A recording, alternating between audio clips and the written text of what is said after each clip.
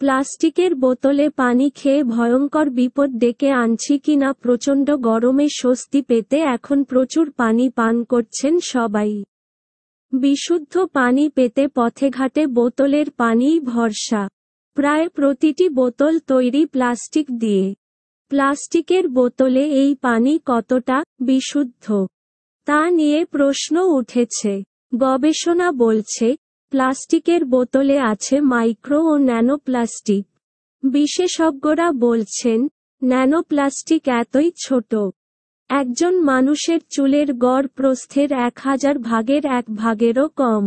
পানির সঙ্গে এগুলো পরিপাকতন্ত্রের টিস্যু বা ফুসফুসের মাধ্যমে রক্ত প্রবাহে চলে যেতে পারে। প্লাস্টিক থেকে আসা সম্ভাব্য ক্ষতিকারক সিনথেটিক রাসায়নিক শরীরের কোষে কোষে ছড়িয়ে যেতে পারে। কলম্বিয়া বিশ্ববিদ্যালয়ে পরিচালিত এক গবেষণায় দেখা গেছে, স্বাভাবিক আকৃতির 1 লিটার পানির প্লাস্টিকের বোতলে 7 ধরনের প্লাস্টিক আছে। গড়ে 2,40,000 প্লাস্টিকের কণা আছে 1 লিটারে, যার মধ্যে 90% ন্যানোপ্লাস্টিক। বাকিগুলো মাইক্রোপ্লাস্টিক। মাইক্রোপ্লাস্টিক হল পলিমারের টুকরা। এর আকৃতি 5 মিলিমিটার থেকে 1 ইঞ্চির 25,000 ভাগের 1 ভাগ বা 1 মাইক্রোমিটার পর্যন্ত হতে পারে। অন্যদিকে ন্যানোপ্লাস্টিক 1 মিটারের 1 বিলিয়ন ভাগের 1 ভাগ। এই গবেষণার ফলাফল থেকে প্লাস্টিকের বোতলে পানি খাওয়া নিয়ে প্রশ্ন উঠেছে। ন্যানোপ্লাস্টিক থেকে বাঁচতে কাচের গ্লাস বা স্টেইনলেস স্টিলের পাত্রে পানি সংরক্ষণ এবং পান করার প্রচলিত ধারণাকে শক্তিশালী করেছে। প্লাস্টিকের প্যাকেটে অন্যান্য খাবার এবং পানীয় গ্রহণের ক্ষেত্রেও সাবধানতা অবলম্বন করার সময় এসেছে বলে মনে করছেন গবেষকেরা। 2018 সালের একটি গবেষণার প্রথমে 9টি দেশের 11টি ব্র্যান্ডের বোতলজাত পানি বিশ্লেষণ করে 93% নমুনায় মাইক্রো ও ন্যানোপ্লাস্টিকের অস্তিত্ব পাওয়া গিয়েছিল। 6 বছর আগের সেই গবেষণায় দেখা গিয়েছিল, প্রতি লিটার পানিতে গড়ে মানুষের চুলের চেয়ে চওড়া মাইক্রোপ্লাস্টিকের কণা ছিল 10টি, আর ন্যানো কণা ছিল 300টি। সেই সময় এই কণা বিশ্লেষণ করা বা আরও বেশি কণা ছিল কি না তা পরীক্ষা করার উপায় আবিষ্কার হয়নি।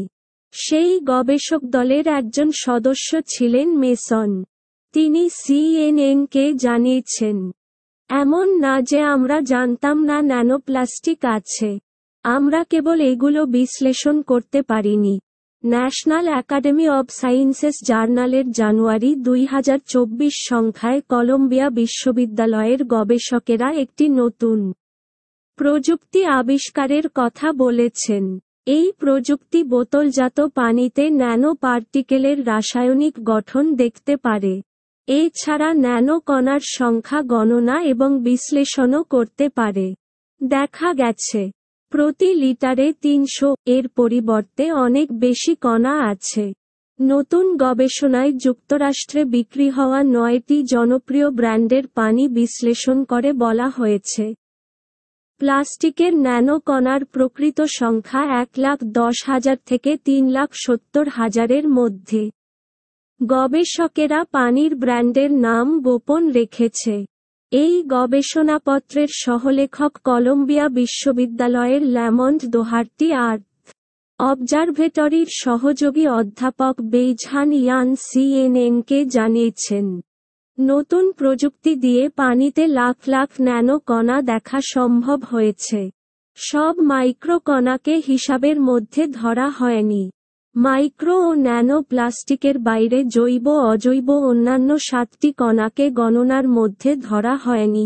এই গবেষণার মাধ্যমে আবিষ্কার করা নতুন প্রযুক্তি স্বাস্থ্যের সম্ভাব্য ঝুঁকি ভালোভাবে বোঝার জন্য নতুন গবেষণার সুযোগ তৈরি করবে।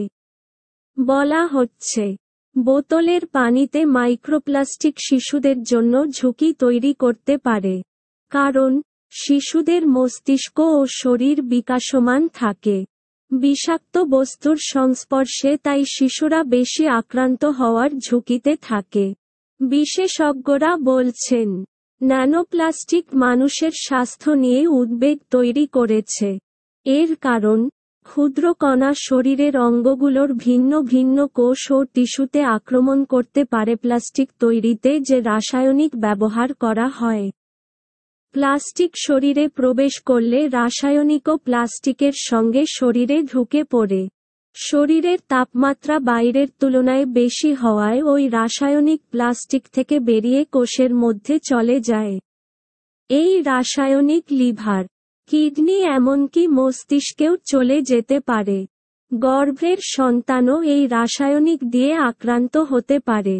সন্তানসম্ভবা ইঁদুরের ওপর গবেষণা করে দেখা গেছে, সন্তানসম্ভবা মা ইঁদুর প্লাস্টিকের কণা খাওয়া বা শ্বাস নেওয়ার 24 ঘন্টা পর গর্ভের শিশু ইঁদুরের মস্তিষ্ক, হৃৎপিণ্ড, লিভার, কিডনি ও ফুসফুসে প্লাস্টিকের রাসায়নিক খুঁজে পাওয়া গেছে।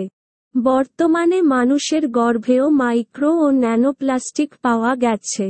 মানুষের ফুসফুসের টিস্যু, মল ও রক্তেও ন্যানোপ্লাস্টিক পাওয়া গেছে। এই ন্যানোপ্লাস্টিকের মাধ্যমে রাসায়নিক ছাড়াও বিষাক্ত ধাতুও শরীরে প্রবেশ করতে পারে। আরেকটি গবেষণার বিষয় হল রাসায়নিক বা বিষাক্ত ধাতু না, প্লাস্টিক পলিমার নিজেই শরীরের ক্ষতি করছে কি না। এখনও মানুষের স্বাস্থ্যের ওপর পলিমারের প্রভাব গবেষণা করে নিশ্চিতভাবে বোঝা যায়নি। নতুন পদ্ধতি আবিষ্কার হওয়ায় এখন এই গবেষণা শুরু করা সম্ভব হবে। নতুন পদ্ধতি পর্যালোচনা করে পরিবেশে ন্যানোপ্লাস্টিকের পরিমাণ নির্ধারণের জন্য মানসম্মত পদ্ধতি বের করতে আরও গবেষণা প্রয়োজন। নতুন প্রযুক্তিটি 7 ধরনের প্লাস্টিক শনাক্ত করতে পারে, যেগুলো হল polyamide, polypropylene, polythene, polymethyl methacrylate, polyvinyl chloride, polystyrene ও পলিথিন টেরেফথ্যালেট। অন্যান্য গবেষণা থেকে গবেষকেরা আশা করেছিলেন, বোতলের পানিতে থাকা মাইক্রোপ্লাস্টিকের বেশিরভাগ আসে বোতলের ছিদ্র থেকে, যা সাধারণত পিইটি বা পলিথিলিন টেরেফথ্যালেট প্লাস্টিক দিয়ে তৈরি হয়। কিন্তু দেখা গেছে, পানির বোতলে বিভিন্ন রকম ও আকারের প্লাস্টিক থাকে।